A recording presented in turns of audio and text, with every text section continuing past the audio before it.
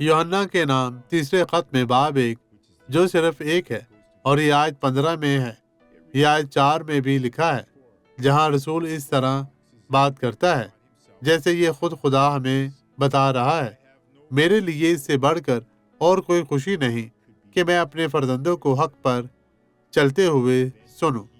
خدا کا فرزند، میرے بھائیو، آپ کو خدا کے فرزند بننے کے لیے آپ کو اس کے ساتھ چلنے کی ضرورت ہے، اس کے کلام پر عمل کرنے کی ضرورت ہے۔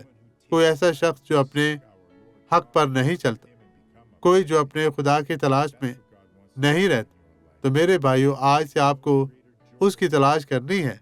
اور یہاں دیکھیں، اور کوئی خوشی نہیں کہ میں اپنے فرزندوں کو حق پر چلتے ہوئے سنوں۔ آپ کو صحیح ثابت قدم رہنے کی ضرورت ہے اور مسیح میں چلنے کی ضرورت ہے۔ دیکھیں، وقت قریب ہے، گناہ سے توبہ کریں۔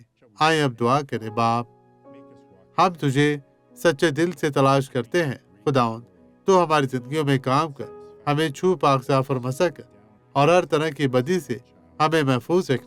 میرے ناصری، رحم کر خداوند، تو جو بزرگ اور عظیم خداوند ہے، تجھ سے پیار، محبت اور عزت کے لائق ہے۔ خداوند، رحم کر خداوند۔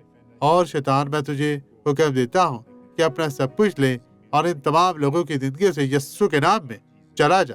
اور آپ کہیں، خداوند تیرا شکر ہو۔